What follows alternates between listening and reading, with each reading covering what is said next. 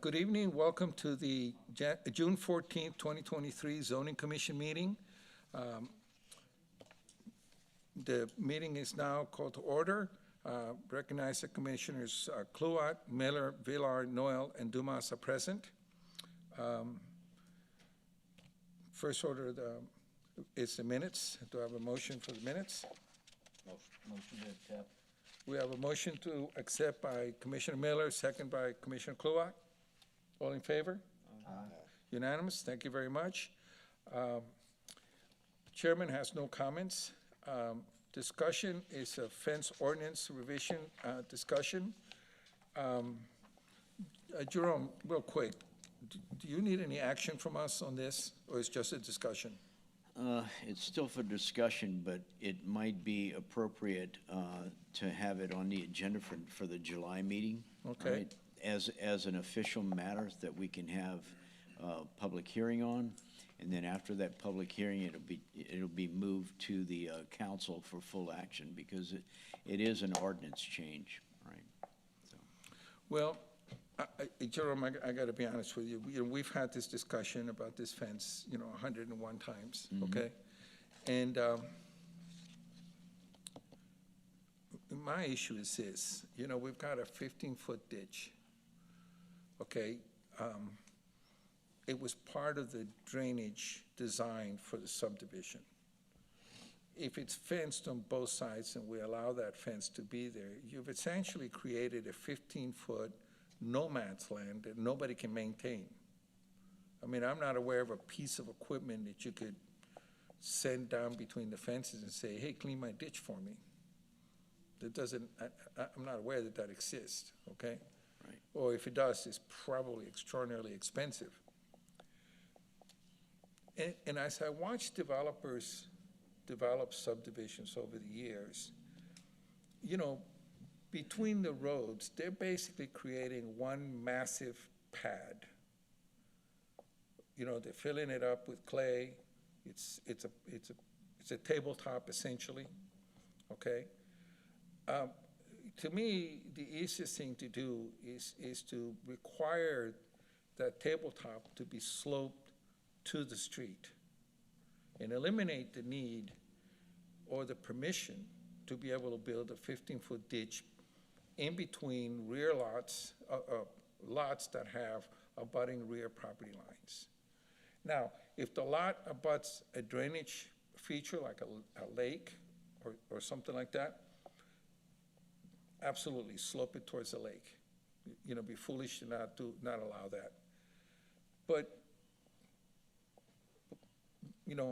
but to continue to permit and require this 15-foot ditch along the rear property lines, I mean, to me, it's counterintuitive to what we're trying to do with this ordinance. And any developer who and I've been there with you when they've preached to the choir that, oh, but it's going to cost us so much more money. They're going to have to come show me the economics of how that's going to cost more money. I'm watching them build. Full disclosure, my sister-in-law lives on Belterre, whatever that subdivision is that abuts Belsavant, okay? And the tabletop they're building is literally halfway between her finished floor and the ceiling, okay? And I've walked it. It's a big flat tabletop. So for them to argue that to create that swale abutting the rear lines is going to it's going to cost them more money, I just can't buy that. They're going to have to show me a lot of economics to prove that to me. Not to mention that now you've got the ability for neighbors to build a common fence that they share, or they split the cost, or whatever, so you have one fence that they're responsible for, and it alleviates the parish from having to be the bad guy that shows up at Mr. and Mrs. Smith's house and says, you built that fence illegally, you gotta tear it down. I mean, is the parish going back there to clean those 15-foot ditches? We have cleaned some of those ditches. Right. And as you say, you know, the whole purpose of having those rear yard servitudes is to create that drainage path. And, you know, whether it's a ditch or it's underground drainage or whatever the case is, you know, there's a need to maintain that servitude in order to keep that ditch open and to keep the water flowing. So what we're having was property owners who went beyond the limits of the servitude to the property line and then put fences there, and that water could no longer flow through that ditch. Correct. Along that servitude because of that. And so that's when we came up and we wanted to address that through the issue. So what you're proposing now, Mr. Julio, is that what we'll have is a property. So right now, let me step back. The developers are building lots that are kind of in a shape like this, all right? The Right. house goes on the middle, so the one portion drains to the backyard, the other portion drains to the front yard. And when we proposed this in the past, and this was several years ago, we got pushback from the development industry and in particular the home builders, because if you have all the water flowing to the front, it means that the water in the backyard is gonna flow around the house. And they didn't want any deterioration of the slab, all right? And so that was one way of doing it. Now, there are ways of working around that problem, of course, you know, but that was one of the reasons that we got pushback from the development community, you know? So I think we'll always have perimeter ditches around the outer edge of the subdivision, and we'll either have to have a servitude or let them maintain it. But when we look at interior lots that are backing back to back, you know, I think that would apply, basically. We would have the water drain to the street, have the internal drainage system in the street pick up that water. Correct.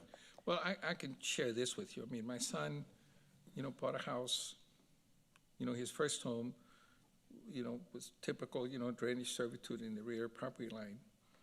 And he and his neighbor and the neighbor next door actually, I thought they were gonna die digging that clay, but they actually pickaxe and shovels dug a swale between their homes to get the water out of the backyard, because the infamous swale wasn't that successful. And I'm sharing this with you because I understand the purpose for this. There's a lot of fences out there, and I think that we need to be cognizant of the fact that the problem with the fences exists, and we need to come up with a solution.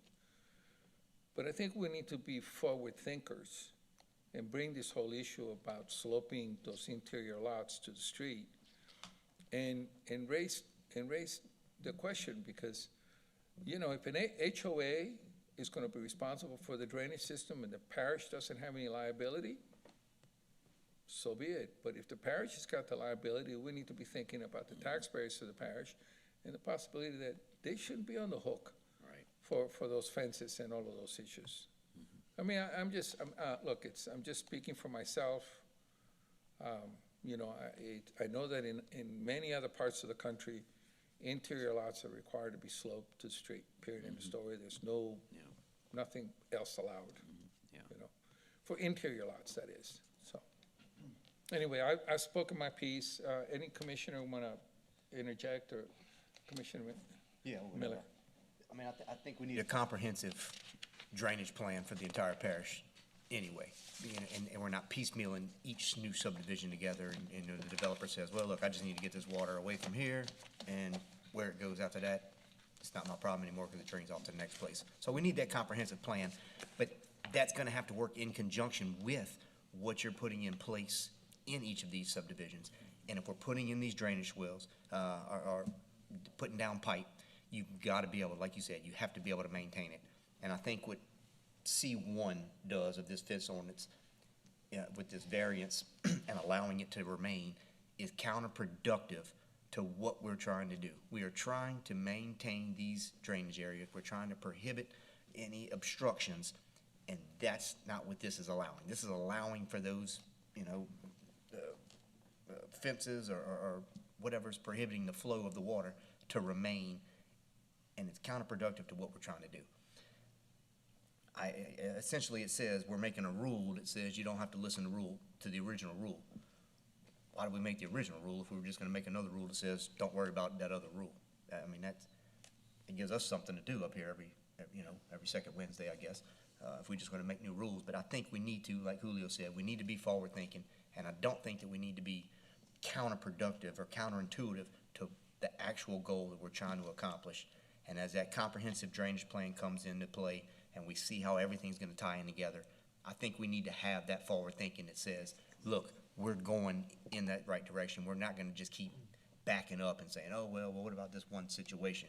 So I think we need to make that forward vision a part of what we're doing now and going, continuing. I don't like C1, and I would ask that it be scratched from the fence ordinance. Anybody else? Mr. Chairman, can I say something? Please, no, absolutely. In reference to C1, basically you have a situation over the last 20 or 30 years where fences were allowed in the subdivisions and the drainage servitudes. They were allowed across the drainage servitudes. It was the practice of DPW, and it is in the code, and whatever happens with this, it will remain in the code. There is a provision in the code that says you are not allowed to put a fence across a drainage servitude.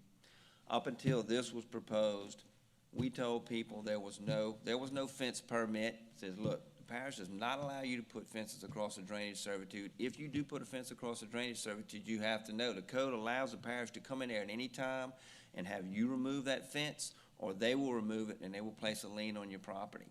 So over the years, that is how it has been handled. If there's ever a need for DPW to go in, they notify the property owners. The property owners either move the fence or the parish goes in there and does it. When they go in there, they do not go in and maintain ditches and subdivisions as much as possible, as much as you would think, which is subsequently why the practice for the last year or two has been to only allow public drainage servitudes where there is public water that impacts folks outside of the subdivision to be placed on a plat in that subdivision.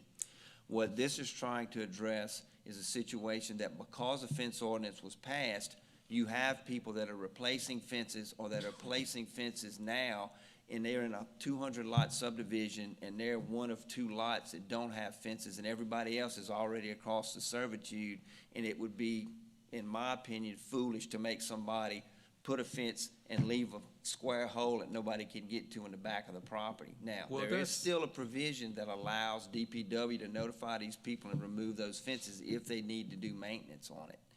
And I do agree that in the future, like Julio was talking about, there need to be provisions made to change how these subdivisions are drained to try to make servitudes unnecessary. But that's a different issue. This is trying to address something that we know is a problem, and this will address something to where if you were in a subdivision, you've got something where everybody else has fences in the servitude from the last 20 years or so, then you're gonna do it, you're gonna be notified and acknowledge that if they need to come through, that you're gonna be responsible for removing your fence. This does not cover new fences in new subdivisions where, from this point forward, obviously, and we have been putting that on the plats for probably the last year and a half, that there are no fences allowed in drainage servitudes. And if you look at a lot of the newer subdivisions, there aren't really any fences going across the drainage servitudes. So we're trying to address it, and what this is doing is trying to correct something that I think would put an undue hardship on somebody that's in the middle of a pile of people that's already got fences across the servitude. That's my opinion. That's what I think this is Well, for. Mr. Poche, that's actually a very important distinction, because the way you're explaining it, this is to address, an issue of equity and fairness in older subdivisions. And that makes a lot of sense. There's a very good logic there. Anybody else have any other comments or anything? And I agree with what Commissioner Miller and Commissioner Dumas are saying when it comes to the drainage but I agree with you on this specific with C1 in the fact that this isn't about new subdivisions. Right. This is only subdivisions prior to 427 or 22. And that there, and then in here, it says that the applicant is gonna acknowledge via his signature that any future work may need to be performed, and his fence have to be pulled, it's on him. Yes. And so, I mean, I agree with this revision of the ordinance. So, Okay. so as Jerome said, I mean, do I need a motion to keep this on the agenda? And Commissioner Villa, go ahead, why don't you have the floor? Yes, so, my question, how does this ordinance apply to private streets and private servitudes with some new developments in the future? It doesn't. Okay, so the way, Well, I take Julio- that back. They still have to get a permit, but if they're putting a fence across a private drainage servitude, we don't have the concern as if it were a public servitude. okay, but take, for example, you've got public subdivision here, then you come in with a development here that's private drainage servitudes and streets. The permit don't apply, they put the development still done with a swell, similar to what Julio was saying, you know, or you guys were saying, how we allow development. They block that servitude, now you're backing up water here for the existing subdivision that's there, one that comes later that's public, okay? And it's not allowing it to go downstream. We're gravity fed, all of us here. So how, you know, it should apply for the private streets and servitudes as Well, I mean, well. the situation you're describing is, like I said, and like Jerome said, the perimeter swales around the subdivision, anything that's taking public water and routing it through or around a subdivision has to be public. So even if a subdivision is private, if their drainage, if their swale is going to affect an adjacent property, then it is required that it be a public servitude and it be publicly maintained, and this would apply to it. Okay, that's not the way some of it happens now, I can tell you that. Yeah. But, so then, essentially, this ordinance should apply to public and private servitudes. Well, I mean, we can make them get a fence, but we don't govern private drainage servitudes. Water flow doesn't know the difference. Well, again, but that's a private matter between I that. think the enforcement, it would be Yeah. the But issue you on that. creating potential problem upstream, if you will. Well, actually, That's why we need that comprehensive drainage plan. could. Well, that's a different. All right, so But- let's, I would Yeah. like a motion to have this brought back before us at the next public hearing. So do I have a Okay. motion to that effect? That'd be fine. Would you like specific items that you need for us to address at that meeting? Obviously C1. C1, I think you've obviously gotten a lot of debate. You've had an issue here with, you know, a private development versus a public development adjacent to each other, and the possibility that one will flow water into the other one. And I would suspect that the bigger problem is that public development discharging it through a private development that doesn't take care of the ditches, okay? So, We don't have many instances I where don't- that I'm not occurs in aware the of parish, any, but I mean, it could possibly. could possibly happen. Yeah. And then I think the other thing is, I just think we need to look at maybe consider bringing back the issue of those interior lots, of how to deal with it.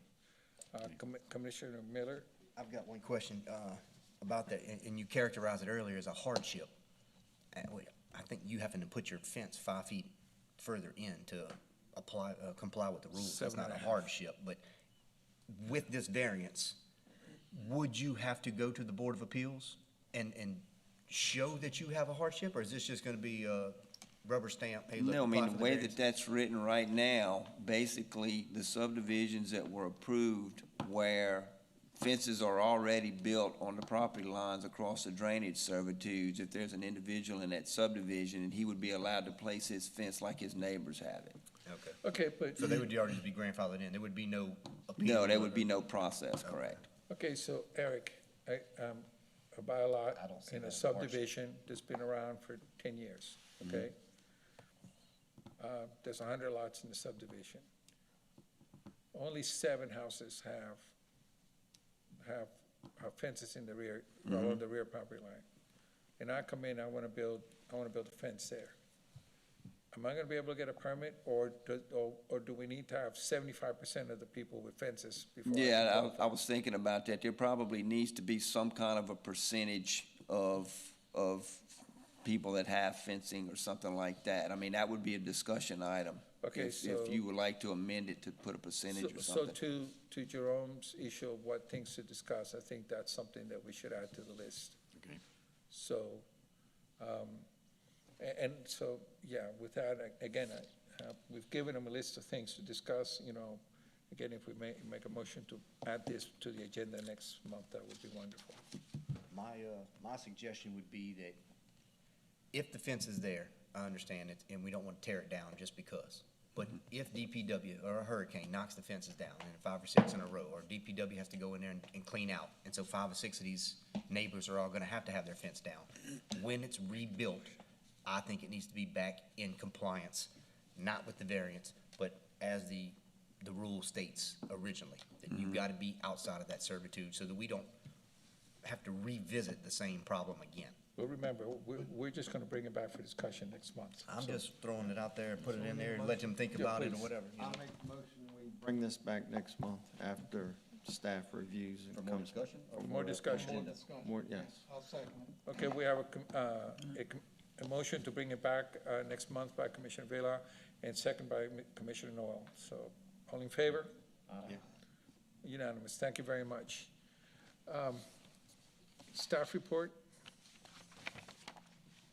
No staff report. We have Alright. no staff report tonight. Well, before we get to item number 7, I'd like to make a little statement. Jerome, just a couple of quick and very personal comments, since these are your last public hearings. I've had the distinct pleasure and opportunity to serve on the commissions under several of your predecessors. Each of them elevated the office and enhanced the code. Your tenure as director has equally elevated the office to a much higher level. You have enforced the code in an equitable manner. Your administration of the code and the office you have held has been nothing but exemplary and should serve as a beacon for those who follow. Your advice and commentary on many issues have always been on point and a reflection of your extensive knowledge and experience in the planning field, particularly in the administration of a complex code of ordinances. I will forever think back on the many discussions we have had on so many issues, amendments, and recommendations, and cherish the patience, wisdom, and openness you afforded me. Thank you very much for your service, especially your friendship and guidance. Eric, while you have great shoes to fill, I believe the parish has made a sound decision and look forward to continuing to serve the parish and yourself. So congratulations. Thank you. And Jerome, you will be missed. Thank you. Thank you so much. Appreciate it. Very kind words, and I think you're in good hands with Eric, believe me. We are. So, All right, now I'll take the adjournment. Yeah, I concur. I don't have the same tenure that Julio has, but you've been a pleasure to work with, and I appreciate your service. Thank you much. thank you. We're adjourned. Thank you very much.